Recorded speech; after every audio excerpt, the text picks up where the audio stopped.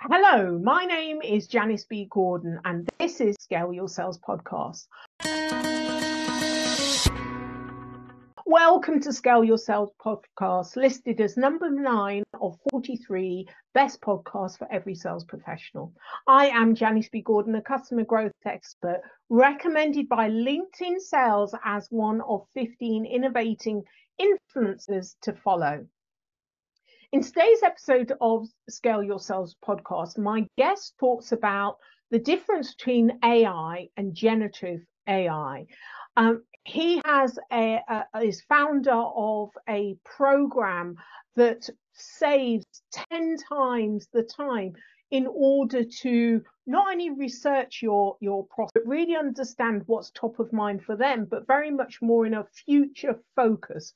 Rather than looking at the problems, actually looking at what are the opportunities for this unique individual in this unique company, and be able to generate content in order to gain the interest of that particular person or organization. Absolutely fantastic discussion. Lots of knowledge is shared, so you're going to really enjoy this.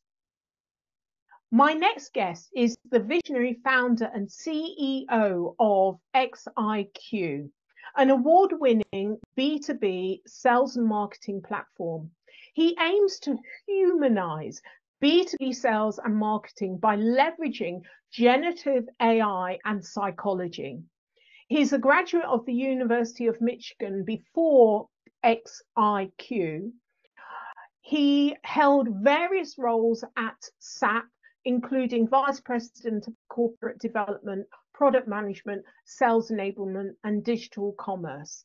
So welcome to Scale Your Sales Podcast, Usman Sheikh. Thank you very much. Good morning, and nice to be here with you, Janice. It's wonderful to have you. I was just saying before we recorded, I have been through a demonstration of the product, so I'm really keen to share what you've created with this audience.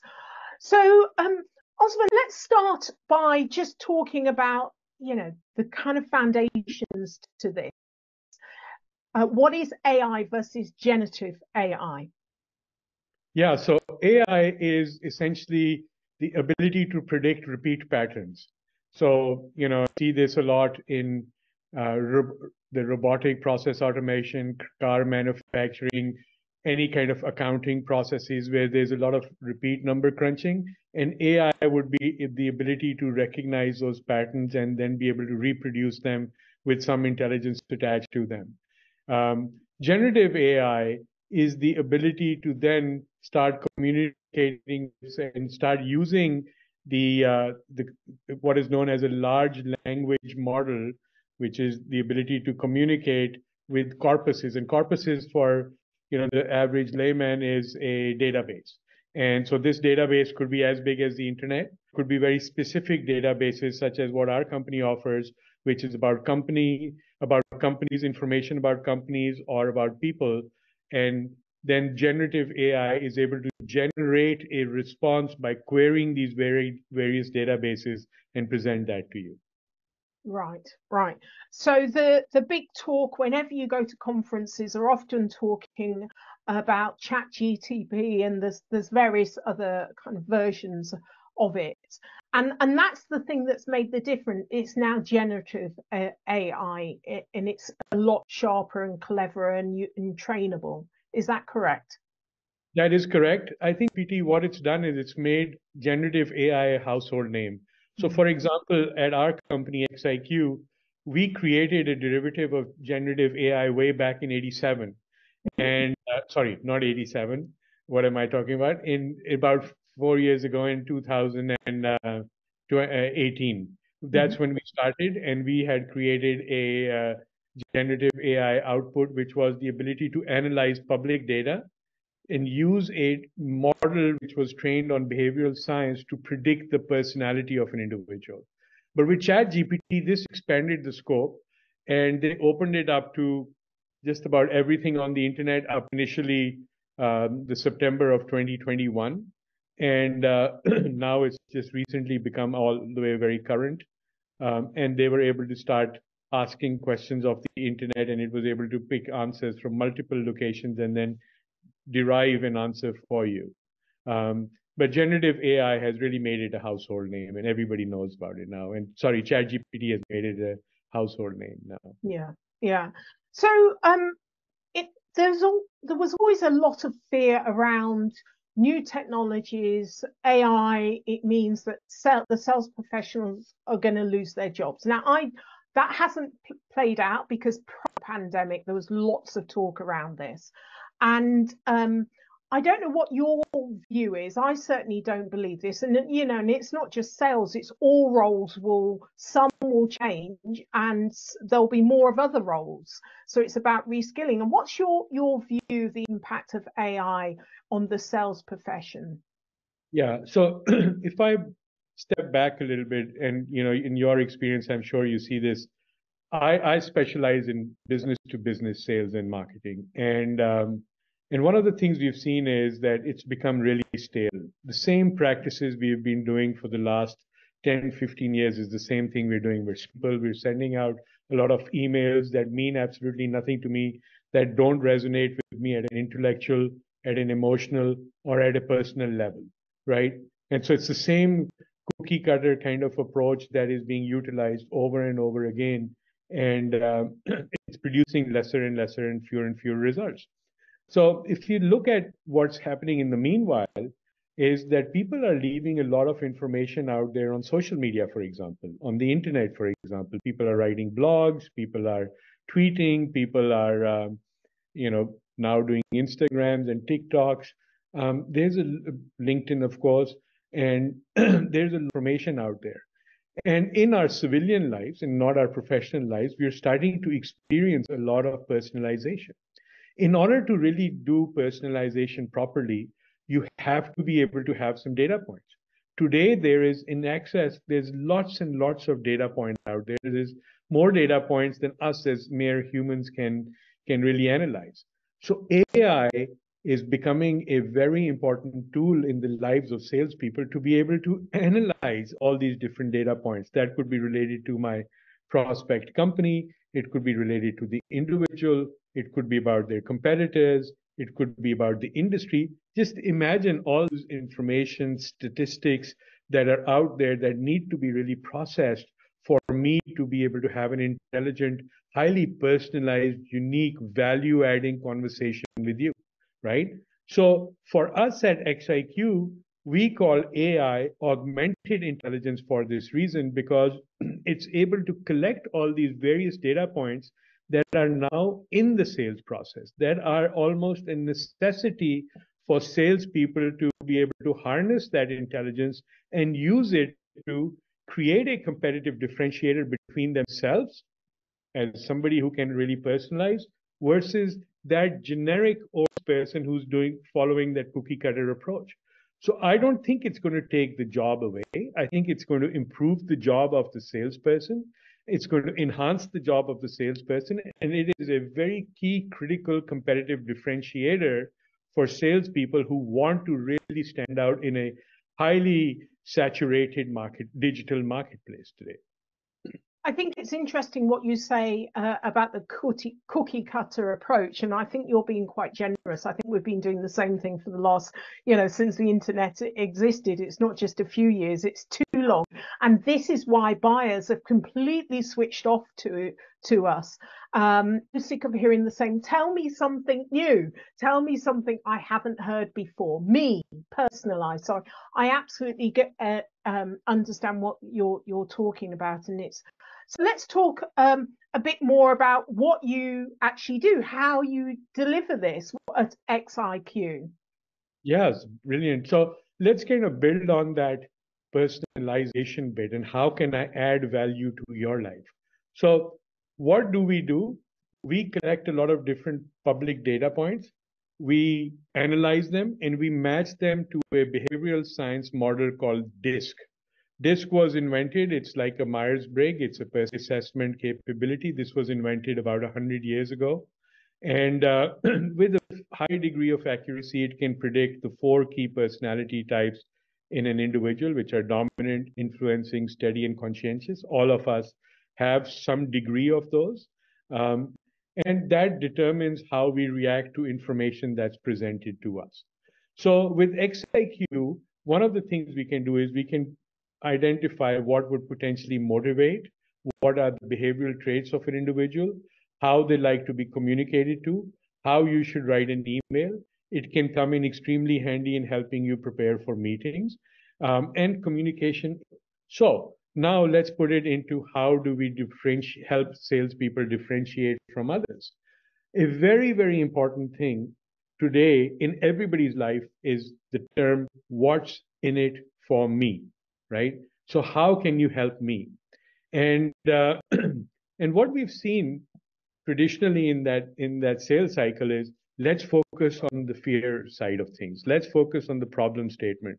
What are your headaches? What are your pain points? Well, that's yesterday's news. Today we're living in a new era. AI presents, according to McKinsey, $1.4 trillion worth of sales productivity. $1 trillion annually of sales productivity. So how are we going to gather, benefit from that? How are we going to generate 1.4 million?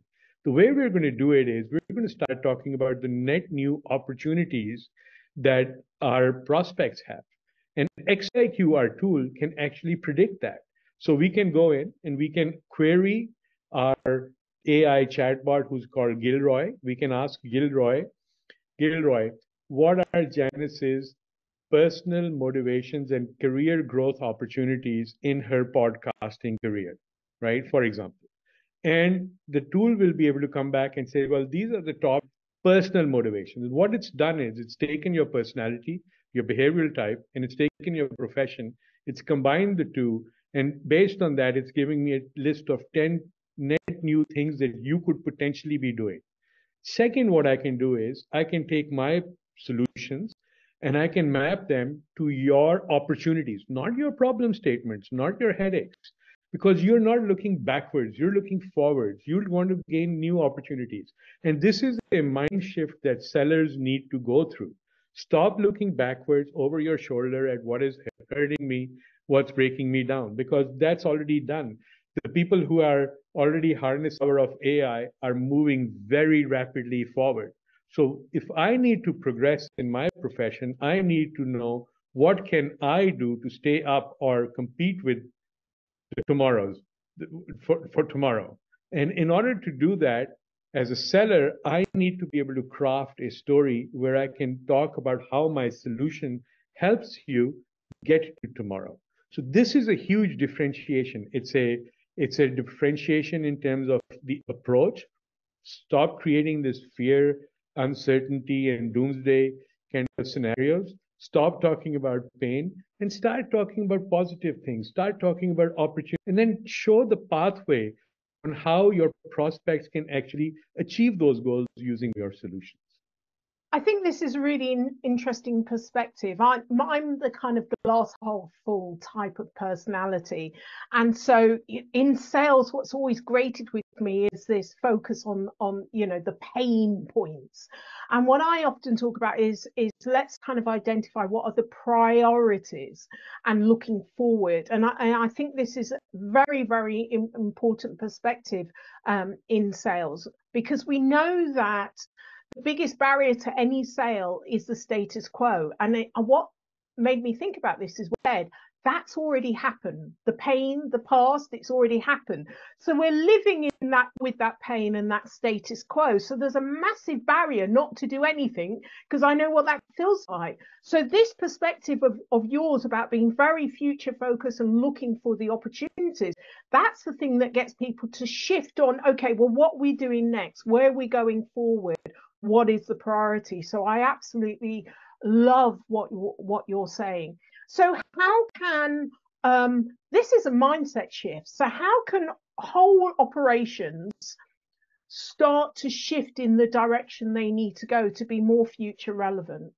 Well, I think that people like yourself, we need to start evangelizing. First and foremost, let's look at the sheer order of magnitude of the paradigm shift that's taking place. AI is reducing every sort of cycle time. So agility becomes very, very important, right? Second, personalization is very important. I'm sure it happens to you, but it happens to me a lot. I receive those emails which said, "Hey, Usman," and it says, "Hey." It doesn't say hi or hello or dear or any of those traditional, more formal ways of greeting. And by the way, they've gotten so casual, it's not even hi, Usman, or hey, Usman, hey there, right? So it starts with, "Hey there. Did you see my email from last week? And is there any interest?" Two sentences. I mean, are you really serious?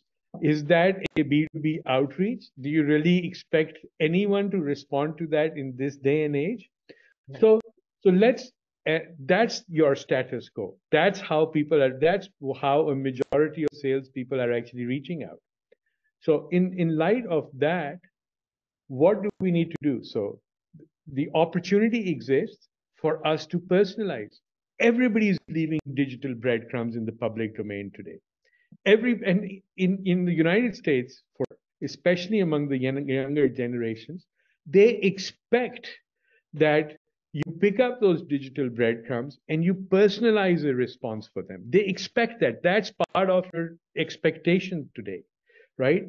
They're not, in some kind of my personal identity theft is going to take place and so on. They're like, look, I have said so many things. Why don't you know what I do? Why don't you know what is my role and responsibility? Why don't you know what my company is before you start selling me your competitive product?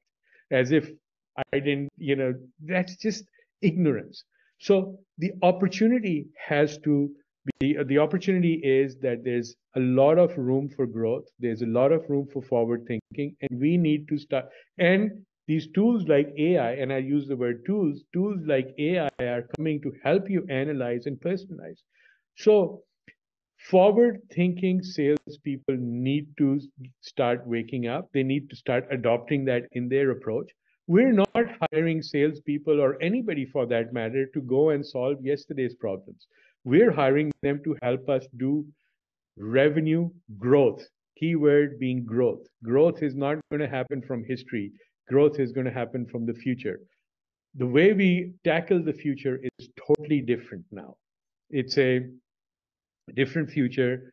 There's different sets of, as I said, people expect you to know things about them, and they want you to come and tell them. They want you to say, hey, this is what's happening within the industry.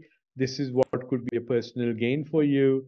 This is a strategy we've crafted out specifically for you. So this is the what's in it for you over here, and this is how we can help you. That's how we build relationships in the future.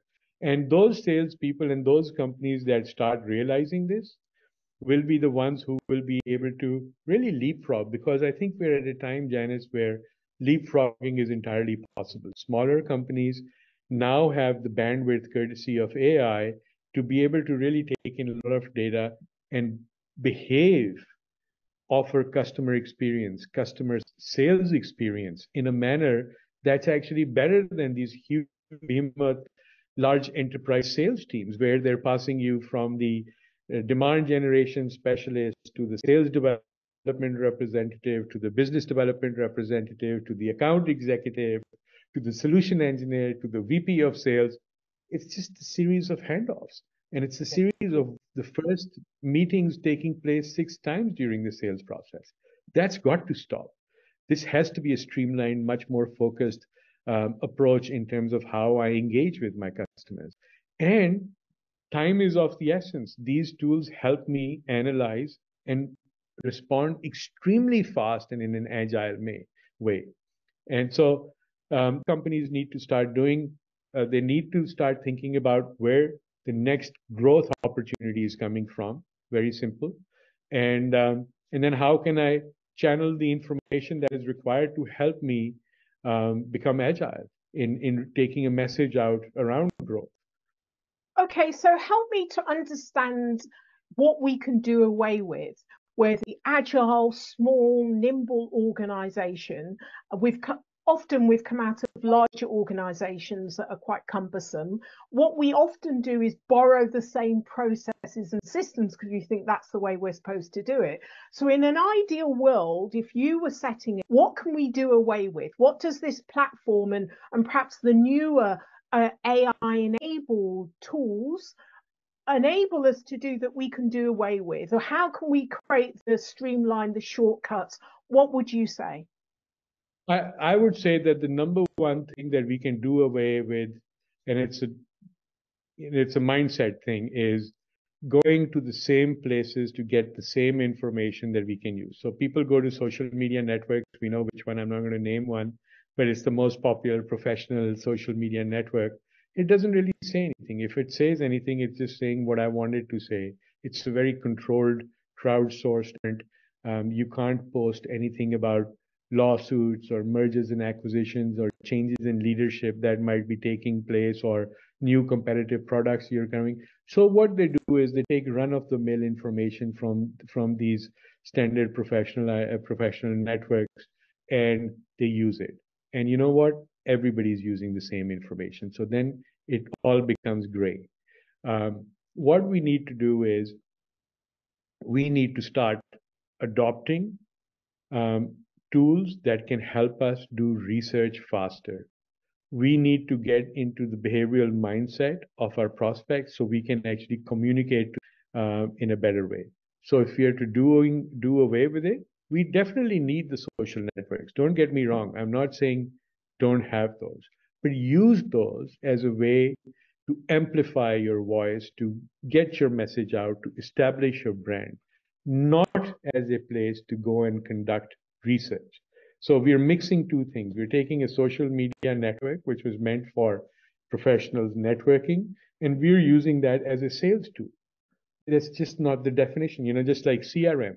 CRM is a pipeline management and a management leadership forecast tool. It is not as an enabler.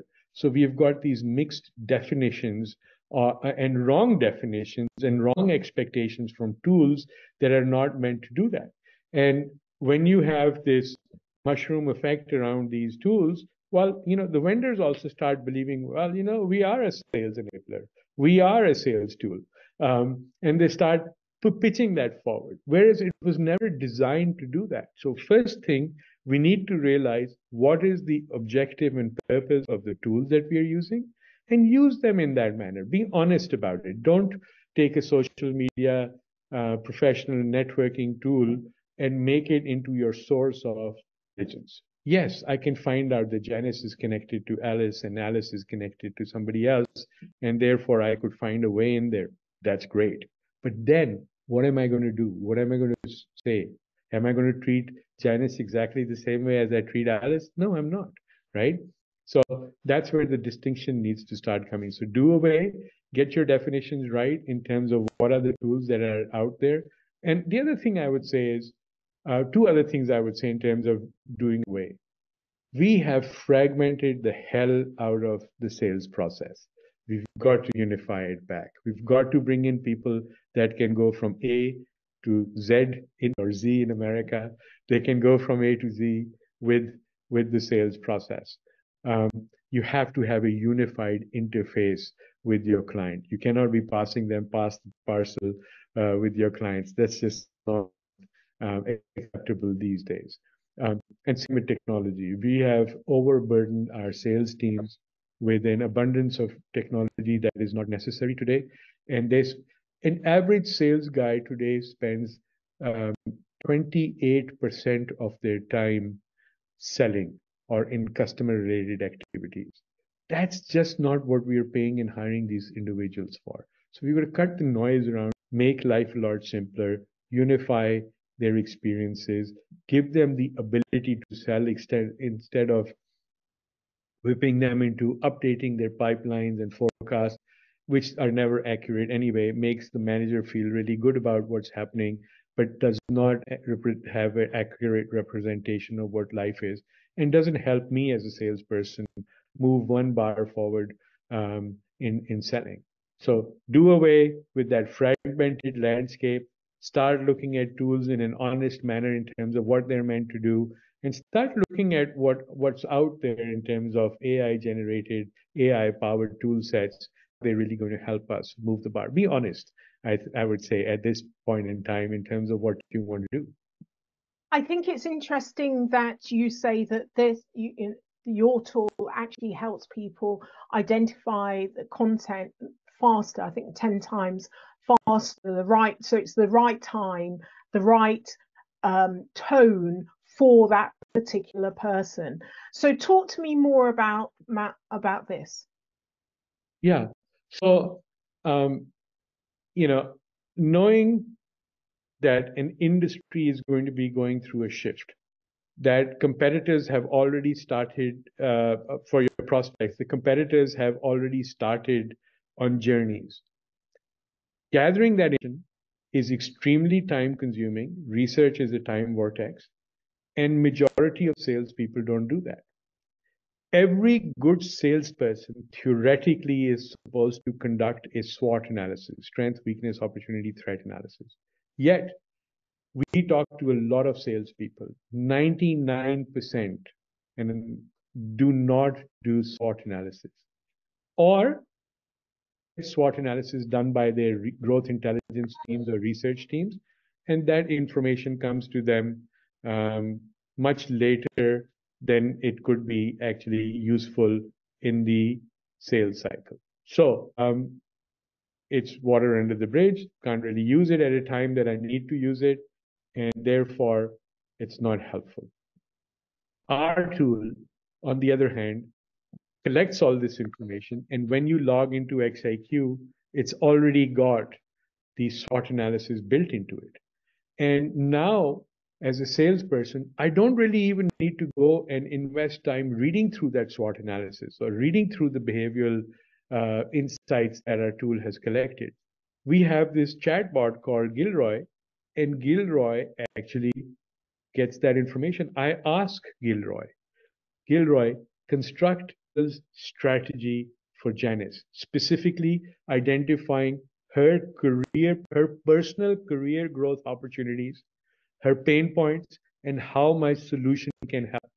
And it will come back and it will even craft, like in your world, where your podcast should be, what type of subjects you should potentially be bringing up, and topics that you should be bringing up. Who even could be your prospective clientele on these podcasts to help you? That, if I come equipped with that information and I've managed to get to that level of very pointed, recommends, then I earn your respect. Then I stand out from others. And now I'm helping you move the bar forward. And this is possible today with, for example, our tool, like I said, out of the box SWOT analysis, ask Gilroy. Gilroy goes through this enormous curated corpus of business news, financial statistics, annual reports, earnings, and couples it up with the behavioral insights gathered on a person, and then combines it and says it in a manner that's unique for you. It's unique for Alice. It's unique for David, unique for John. It's got a personalization wrapper around it. That's where the bar is today. And that's going to be continuously improving and growing. And coming in there with a cookie cutter approach where somebody who's going in so equipped, and I'm telling you, hey, this is, these are ideas. I'm creating ideas. I'm becoming your thought partner now. That's very different than me becoming a plumber to come in and fix in where the leaks are, right? Yeah. Very different kind of a partnership I'll have with you, a relationship I'll have with you, the sort of discussions I'll have with you. Excellent. I love it. I love it. Okay, so I'm going to change it up a bit. If you're on an island, what would be the one thing you took with you, Usman? Water? No. You don't need that. You're on a desert island. I'm on a desert island. I would take with me, well, I could have said a book, but I'll run out of reading that book very, very quickly. If I can, on a desert island, if I could have Gilroy, I'll be extremely happy, actually. That's a good one. I love that. Well done. Okay, how can listeners get hold of you? So LinkedIn, great place. So USMAN, first name, last name, Sheikh, SHEIKH, XIQ, and look me up. I connect with a lot of people. I post a lot. I'm also on Instagram. I'm also on TikTok now. I'm also on all the social Twitter. So look me up. Always there. Excellent. Lovely. Thank you so much. And thank you for sharing your knowledge. Really enjoyed talking to you, Usman. Thank you for being a guest on Scale Your Sales podcast. Thank you, Janice. Appreciated it. Really invigorating conversation. Thank you so much. Thank you for listening to this week's episode of Scale Your Sales podcast. If you like this discussion, feel free to listen to other episodes or watch the captioned show on YouTube and subscribe to future episodes. I would really appreciate it if you would leave a positive review on iTunes. Thank you.